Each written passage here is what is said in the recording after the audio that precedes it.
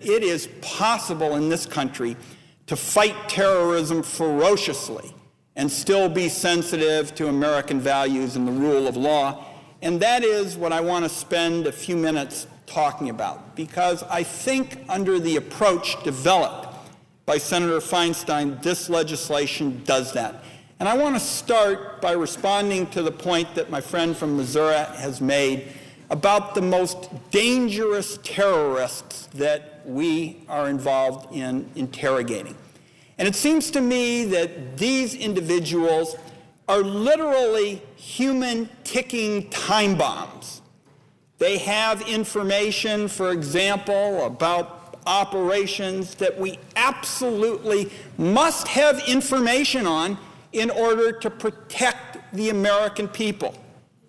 But I have come to the conclusion that it is possible to get this essential information that we need from these human ticking time bombs, the time-sensitive threat information, without practices that violate our values and violate the rule of law.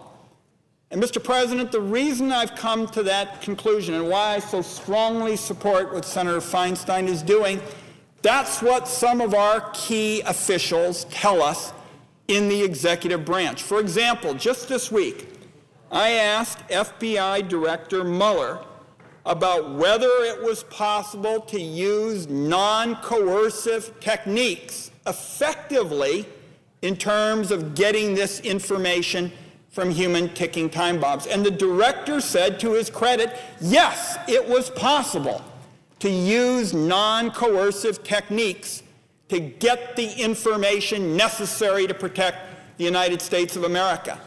And the fact is, the military has said it as well. And it is that core principle that Senator Feinstein has picked up in her work. She feels, as I do, that we'll take no backseat to anyone in terms of fighting the terrorists relentlessly.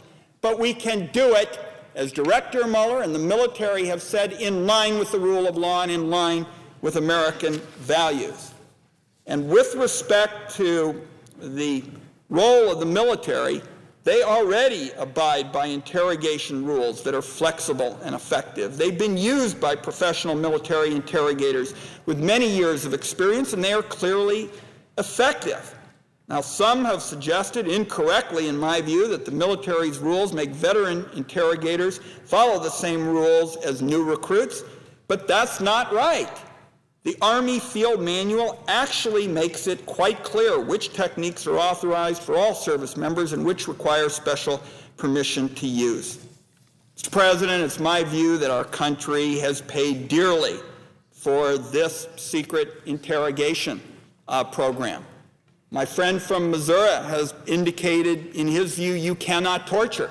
But the case was strong for the Feinstein Amendment a couple of months ago, and it is even stronger today because General Hayden has said that in the past, waterboarding has been used.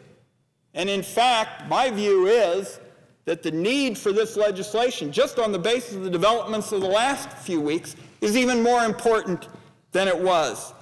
Because these practices that have come to light in the last few weeks have damaged our relations, damaged our moral authority, and the tragic part of this, on the basis of the answers from Mr. Mueller in open session this week and the military, is that these coercive techniques aren't effective or even necessary. I share my friend from Missouri's view about how important it is to get this time-sensitive threat information. He and I have talked about this on many occasions, and of course, we can't get into any of the matters that are classified, but I share his view. But it is possible, colleagues, to get that information without breaching the values that Americans hold dearly and the rule of law. So I hope my colleagues will support the important work by the senator from California. This is an issue we have looked at. It has had bipartisan support in the past. I'm very appreciative of what Senator McCain, who knows a little bit about this, has had to say in the past about fighting terrorism relentlessly and protecting our values. I hope my colleagues will support the efforts of the senator from California. And her case was strong several months ago. I think it is even stronger today on the basis of what we have learned in open session. Mr. President, I yield the floor.